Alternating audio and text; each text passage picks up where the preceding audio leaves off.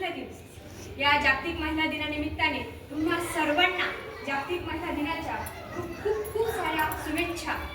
एक आभार व्यक्त करते। आभार तर व्याख्यान झाल्यानंतर किंवा दोन शब्द झाल्यानंतर आभार मानतात, परंतु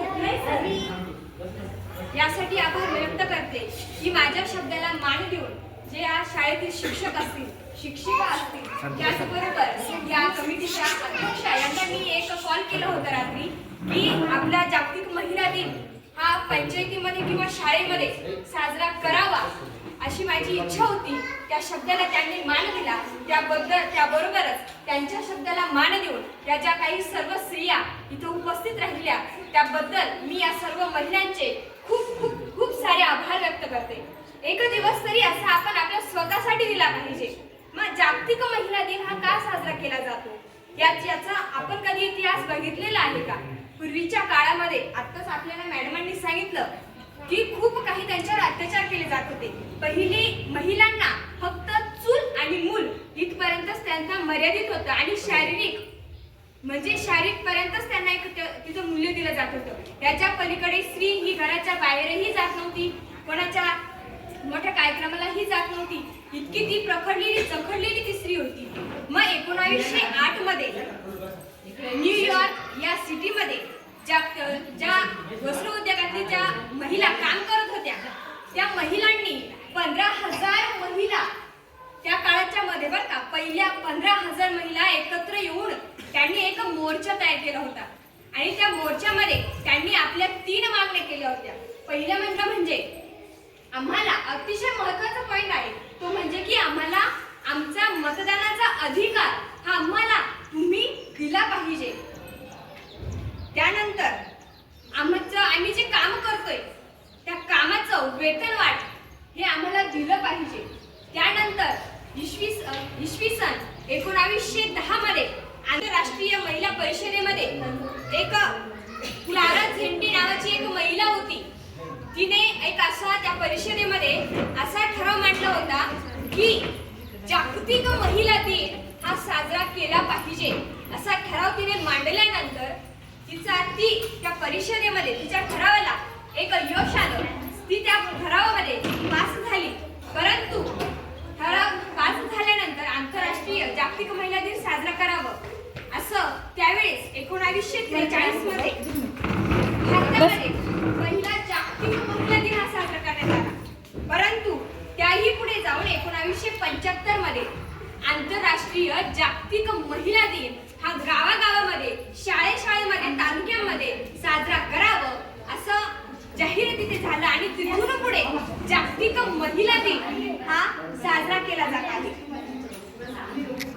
खरं तर जागतिक महिला दिनानिमित्तानं आपण एक आपल्यासाठी स्वतःसाठी वेळ दिला पाहिजे। जागतिक महिला दिनाचं म्हणजे स्त्रियांना फक्त एकच दिवस सत्कार करायचा का हो? नाही, तर 360 जे काही वर्षाचे दिवस आहेत त्यातील प्रत्येक दिवस हा स्त्रीचा सन्मान देखील केला पाहिजे। कारण आजची स्त्री ही युवा पिढी घडू शकते, आजची स्त्री ही जिजाऊ होऊ शकते। जिजाऊ जर झाली तर छत्रपती शिवाजी महाराज जन्माला येतील, छत्रपती संभाजी राजे जन्माला येतील, त्यापुढे जाऊन डॉक्टर बाबासाहेब आंबेडकरांसारखे संविधान लिहिणारे असे डॉक्टर बाबासाहेब आंबेडकर जन्माला येतील। परंतु त्या अगोदर मासाहेब जिजाऊ जन्माला येणं फार महत्वाचं आहे ना।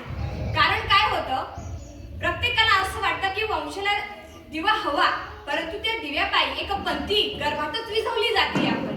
मग याचा विचार आपण देखील केला पाहिजे। सरकारने खूप सारे नियम असे केलेले आहेत की स्त्री भ्रूण हत्या, स्त्री पुरुष समानता, त्यानंतर मतदानाचा हक्क, याही आधी जर बघितलं तर 800 ते 850 वर्षापूर्वी महात्मा पंथातील सर्वज्ञ श्री चक्रधर स्वामींनी स्त्रीला समानतेचा दर्जा दिलेला आहे। की त्यांनी असं सांगितलं, एक ठिकाणी त्या अशा महिलांना एक ब्रह्मविद्येचं निरूपण करत असताना एक त्यांचे भक्त असतात सारंग पंडित नावाचे, तर ते बघतात की स्वामी स्त्रियांना काहीतरी विद्या म्हणजे काहीतरी शिकवतायत, त्यांनी निरूपण करतायत। त्यावेळेस त्यांच्या मनामध्ये एक द्वेष निर्माण झाला की काय म्हणतात या कशा सड पातळ आणि कशा त्या स्वामींना वेलीसारखे वेळून बसल्यात, यांना काय गरज आहे निरूपण करण्याची ब्रह्मविद्येची? यांनी फक्त चूल आणि मूल इथपर्यंतच मर्यादित असावं। ते स्वामींना समजलं। स्वामींना समजल्यानंतर स्वामी म्हणतात ती जीव आणि ते काही जिवल्या आहेत का? म्हणजे तुमचा तो जीव आहे आणि महिला या काही जीविका आहेत का? अहो, पुरुष हा एक माणूस आहे ना, त्याचप्रमाणे स्त्री सुद्धा एक माणूस आहे. तिला तिचा सुद्धा दर्जा दिला पाहिजे. त्यावेळेस स्वामींनी स्त्री पुरुष समानतेचा त्यावेळेस त्यांनी निरूपण केलं होतं. त्याही पुढे जाऊन सावित्रीबाई फुले झाल्या. सावित्रीबाई फुले यांना ज्योतिबांनी शिकविलं आणि त्यानंतर सावित्रीबाई फुले यांनी आपल्या स्वतःवर शेण माती सहन करून, आपण करू का शेण माती सहन? नाही करू शकत, परंतु सावित्रीबाई फुलेंनी एक शेण माती सहन करून त्यांनी मुलींना शिकवलं आणि मुली शिकल्या तशी ती प्रगती होत गेली. अशा काही स्त्रिया आहेत की त्यांचा आपण खूप खरोखर आदर्श घ्यावा. 4,440 फूट भव्य आणि उंच रायगडावरून आपल्या तहानलेल्या लेकराला लेकरापर्यंत लवकरात लवकर पोहोचण्याकरिता उंच रायगड काडेकापरीतून उतरणारी पहिली स्त्री म्हणजे हिरकणी. त्यानंतर स्वतःवर संकट चालून आल्यानंतर समोरच्यावर कसं चालून जायचं हे शिकवणाऱ्या महापराक्रमी शूर झाशीची राणी लक्ष्मीबाई. आणि आपल्या सर्वांच्या कर्त्याकरिता म्हणजे की त्यांनी एक आदर्श दिला की मुलं कसं घडवावं, त्यांना कसं शिकवावं, त्यांना गर्भसंस्कार कसे द्यावे, अशा आपल्या महासाहेब जिजाऊ. त्यानंतर उभ्या आयुष्यात आपल्या अनाथांची माय झाल्या अशा सिंधुताई सपकाळ. अहो, काही परिस्थिती होते त्यांच्यावर स्वतःच्या नवऱ्यानं सुद्धा त्यांना घराबाहेर काढून दिलं होतं. कितीतरी त्यांच्यावर अत्याचार केले जात होते. त्यावेळेस असं म्हणतात ना की स्त्री हे काचेचं भांड असतं, परंतु त्या काचेच्या भांड्याला कसं सवारायचं हे स्त्रीनं समजावून घेतलं पाहिजे. कारण त्या काचेच्या भांड्याला जर तडा गेला तो तडा आपण स्वतः कसं सांभाळायचं ही स्त्रीच करू शकते, कारण तेवढी ताकद त्या स्त्रीमध्ये आहे. परंतु त्या सिंधुताई सपकाळांच्या काचेच्या भांड्याला एक तडा गेल्यानंतर त्या मागे फिरल्या नाही. त्यांचा संघर्ष सतत पुढे चालू राहिला. तो संघर्ष पुढे चालू राहत असताना त्या स्वतः आणत असताना अनेक अनाथ लेकरांना त्यांनी पदराशी घेतलं आणि त्या अनाथांच्या माय झाल्या. आपल्या सुमधुर आवाजांनी रसिकांच्या मनावर अधिराज्य गाजविणाऱ्या आपल्या भारताच्या कोकिळा म्हणजे लता मंगेशकर तर आशा भोसले. स्त्री असूनही आपल्या स्वप्नांच्या पथांना यशाचे उत्तुंग बळ देत अंतराळ झेपवल्या अशा कल्पना चावला तर सुनीता विलियम्स. अभिमानानं सांगावंच वाटतं अशा आपल्या भारताच्या पहिल्या महिला राष्ट्रपती प्रतिभाताई पाटील आणि पहिल्या पंतप्रधान महिला इंदिरा गांधी.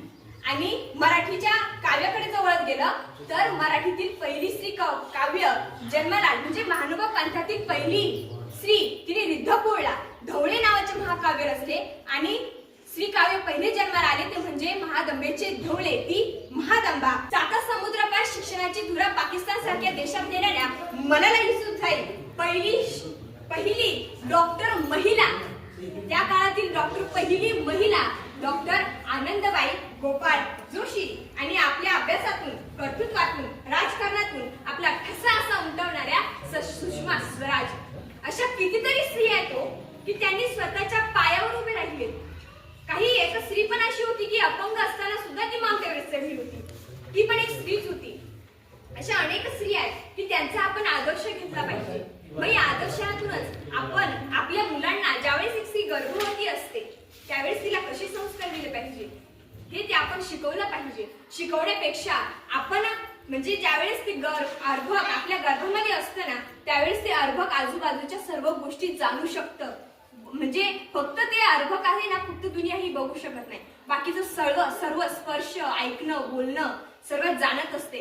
जसं बघा, आपण जर घरामध्ये आपण जर काही वाईट बोलत असलो ना तीच मुलं बोलण्याचा प्रयत्न करतात. म्हणून इथून स्त्रीने बदल केला पाहिजे की आपल्या घरामध्ये आपण वाईट मुलांदेखत बोललं नाही पाहिजे.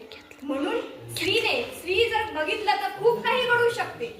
म्हणून या जागतिक महिला दिनानिमित्ताने मी एक असा संदेश देऊ इच्छिते की आज जसा जागतिक महिला दिन साजरा करण्यात आला ना 8 मार्च म्हणून, तसंच पुढल्या वर्षी मी एक अशी विनंती करते की जागतिक महिला दिन साजरा करण्याबरोबरच एक सांस्कृतिक कार्यक्रम करण्यात यावा की जेणेकरून महिलांना त्यामध्ये एक आनंद, एक उत्साह निर्माण झाला पाहिजे. त्यांना अशी उत्साह निर्माण झाला पाहिजे, अरे कधी 8 मार्चला कधी सांस्कृतिक कार्यक्रम होतील असं त्यांचा उत्साह निर्माण करण्याकरिता. आता पंचायतीतले कोणी सदस्य नाहीच आहे तिथे, परंतु ज्या काही आपल्या सदस्य आहेत, तुम्ही आहेत, सर्व ज्या काही महिला आहेत यांनी एक आपलं मत मांडलं पाहिजे की सांस्कृतिक कार्यक्रम पुढल्या वर्षी घेतला पाहिजे. आपलं गाव छोटं आहे म्हणून काय झालं, बरोबर आहे की नाही? गाव छोटं जरी असलं तर गाव छोट्यातून आपली प्रगती होत असते.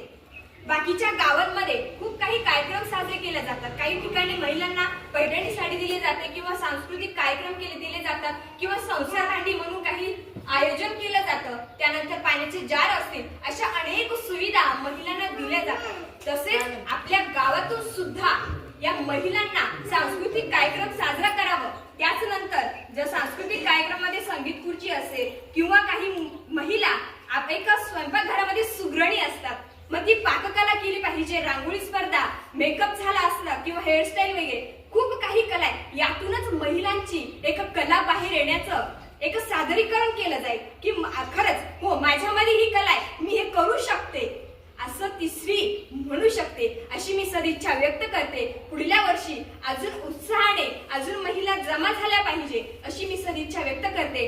खरं तर पुन्हा एकदा आभार व्यक्त करते. इथे जमलेल्या सर्व महिलांचे मनपूर्वक आभार करते की त्यांनी आपल्या जीवनातील एक अनमोल वेळ त्यांनी मला दिलेला आहे. म्हणून मी या सर्व स्त्रियांचे आभार व्यक्त करते आणि जागतिक महिला दिनानिमित्तानं सर्वांनाच खूप खूप शुभेच्छा व्यक्त करते. धन्यवाद. बरे